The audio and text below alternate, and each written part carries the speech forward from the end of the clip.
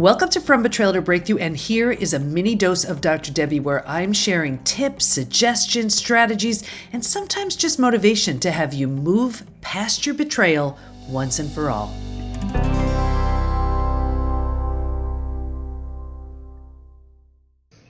What do you do when you want to rebuild with someone more than they want it? Dr. Debi here.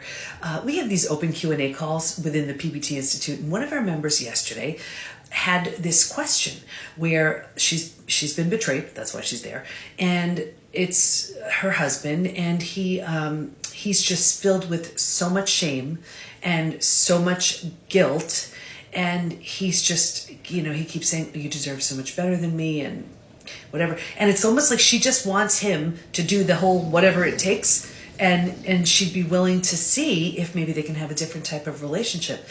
But he's not getting past that shame.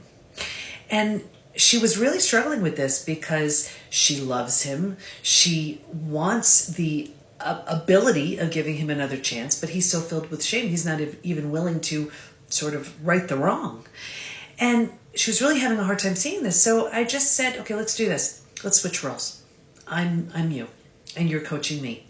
And now I'm coming to you, not even just 6 months after, a year after, but I still have this same question, 2, 3, 4, 5 years afterwards, because here's the thing, if nothing changes, nothing changes. And when she thought about it, because she's been going back and forth with this probably about 6 months to a year. And we always encourage never make a decision from a low place. Get to your best place physically, mentally, and emotionally, and you'll see things so clearly. And she's been definitely doing that. But when she realized that this has been the pattern for the last, 6 months to a year, and the thought of doing this for longer, the only thing that happens is you start making yourself sick physically, mentally, and emotionally. You're spending all of this effort, all of this energy on why aren't they doing this? Why aren't they trying harder? Why aren't they? Well, they're not. But all of that energy and effort spent on what they're doing is taking away from your healing. So what would it look like if instead of focusing on what they're doing, focusing in on, well, what can you do? What can you do with that time? What can you do with this healing space and this healing energy that you're in?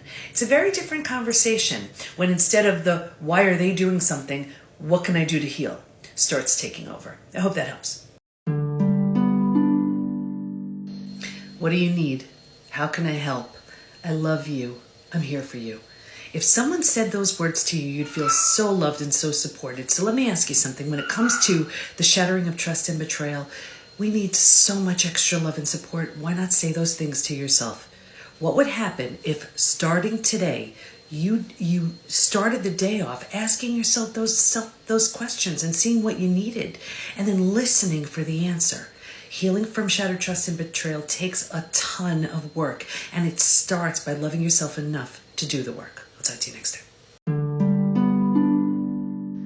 When it comes to shattered trust and betrayal, you will be triggered. You're going to be triggered when you watch certain shows, see certain movies, hear a song, see someone, hear someone. It's endless. But here's what happens. As you move through the healing process, those same triggers lose their emotional charge. That's how you know that you're working on your healing. Now, I was just working with one of our members in the PBT Post-Betrayal Transformation Institute, and she had a trigger that took her down. And it was one that was just really, really painful for her.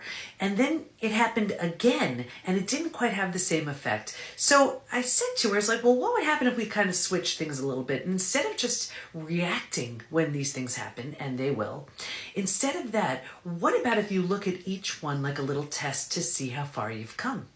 And this way, it's like this little, you're kind of bracing yourself in a way, and you're not just shocked and blindsided because we've been through that already. We don't need that again.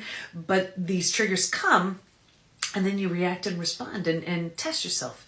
And then after it's over, you're like, I handled that one like a pro. Or, wow, I did so much better than I did last time. These triggers will come. It is a part of healing, but you know you're healing when you use them as little tests to see how far you've come. I'll talk to you next time.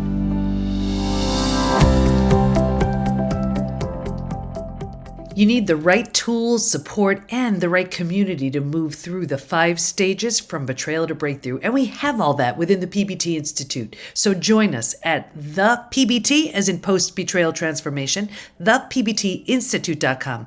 There's a version of you who's so confident, healthy, peaceful, and happy on the other end of your healing. And we can't wait to help you get there. We got you.